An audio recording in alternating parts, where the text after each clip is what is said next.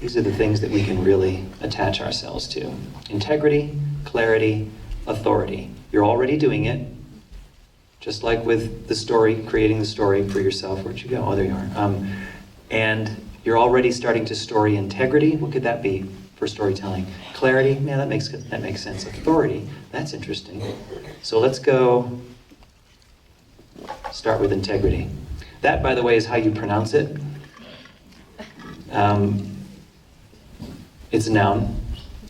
The state of being whole, entire, or undiminished. Whole, entire, or undiminished. So when you are speaking with someone and you are out of integrity, that means a part of you is not whole. There's something missing. And when there is a hole that human beings can identify, and then something's missing, the attention goes to what's missing. So if you are making a presentation to people, and you're going to sell them on a new initiative that's happening, but you're making a really intentional point to not talk about the thing, whatever the thing is, everybody's attention's on the thing. You're not at integrity. The thing has to be included into the talk. The shadow, the thing we don't talk about, the part of the history, the allergies, the traffic. I can't keep going on about live music capital of the world. It falls flat on all of you. There's more to Austin than that. You're actually more interested in Austin now that I told you about the allergies, because you have a narrative thread that's connected to it. Not all of you are live musicians, but some of you have allergies, and some of you don't like traffic. So with bringing in a story of Austin, Texas with integrity, and there's even more to say, you will receive what I have to tell you. But if I'm having a conversation with an angry resident about something, and I think to myself, I'm not going to bring that plan up because that's going to make them even more angry. You need to reconcile that because there's something about you that is unsettling to them. You're avoiding that particular topic, there's just some energy coming off of you and it's unsettling and it's just making me more mad. So you got to come with an integrity and a plan sometimes, because some things you can't talk about because they're not supposed to be talked about. They're not planned yet. They're not done. We don't have them in place. But organize your feeling life so that you're not avoiding anything. Enter all interactions with integrity, and people will listen to you like you're listening to me. That's a big part of speaking with integrity. So as a storyteller, what I am practiced in is telling the truth, and I have to tell the truth with every story. I've written and told for our company, Sparkle Stories, separate than what I'm doing with you here, How to Story. For Sparkle Stories, I've written and recorded almost 1,300 stories, all original stories. And every single one of them is true.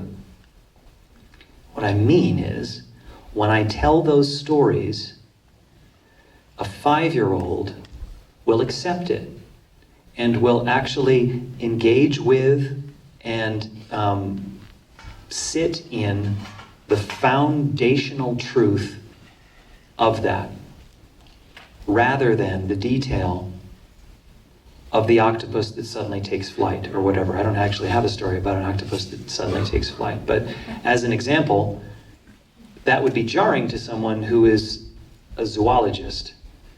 That doesn't happen. They don't fly.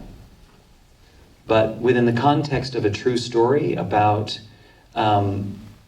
crossing a threshold of pain and really reconciling that grief and the kind of lightness that comes from that, so light that I feel like I can fly, that's true. So when I tell the truth, I align my words with how I'm feeling. I can see that octopus flying and I can feel it inside my body, of what happens on the other side of something really difficult. I feel like I can fly. And so when you're telling the truth with integrity, you are aligning it with your feelings. As our volunteer did when she said, I'm really nervous. I'm feeling a lot of nerves right now.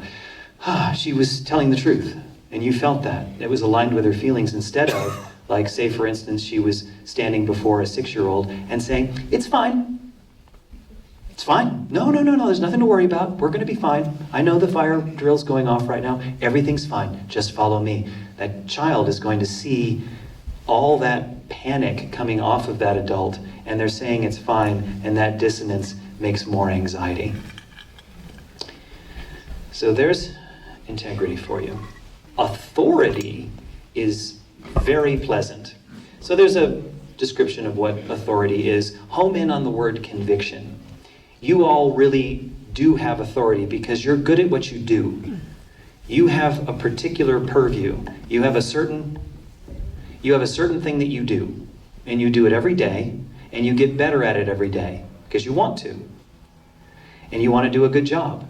That's in your authority. You have that conviction. And if you go into an opportunity to talk with one of your colleagues, talk with one of your superiors, or someone that is a member of your staff, or to someone in the constituency, a resident, or just someone on the street, someone in your house, any of that, if you can step into the kind of authority that I have right now, this is my room, I do whatever I want.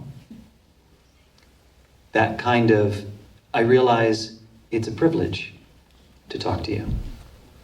You have given me that authority. I am the author right now. You have given me that authority. I'm stepping into that conviction. I'm taking this very seriously. So what I'm going to say to you, I'm going to make sure is said well. I'm not going to say more than I need to. I'm going to be present. I'm going to mean what I say. This is a big deal. So, as it says here, be present, listen deeply, speak only when necessary. That's real authority. Real authority doesn't look like standing up front, pointing your fingers, and telling people what's what, because they're not listening to you. Real authority is figuring out, like, well, first of all, who are you? What's happening right now? And if there's one thing that I want you to know, it's going to be this. Listening like a storyteller is casting spells. Boom. So clarity, in my experience in local government, there's some work here in clarity. There's a lot of explaining going on. You have to. These are complex issues. There's a lot of data that gets compiled and then gets interpreted and then gets synthesized and then put out in smaller versions in pamphlets or the website or what have you, voting initiatives, however it is. Is it clear? From a storytelling standpoint, more times it's not. At least that's what I have witnessed. Because when you're going at it from a branding or a PR or even a social, well, no, not necessarily social media, but in that sort of light, in a marketing way, is a different way of organizing material. It's important. It's important to do that. I'm not saying to replace that, but maybe in addition to that, consider being clear in the way in which a storyteller is clear. And that is this. Narrative density. Identify a clear point. Find the narrative density. Associate an image with that point, because as human beings, we think in images. What do we want them to know? What's the image that's going to go with that? And tell that point and image over and over and over and over again. Some politicians are very good at that. They find what's the message, they translate it into an image, and they say that image over and over and over and over again. That's really powerful storytelling. And in the end, it takes practice. You've got to be willing to not be good at this.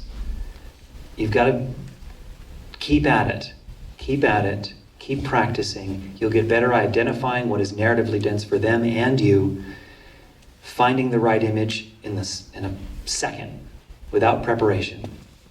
Practice is always better than preparation as far as I'm concerned.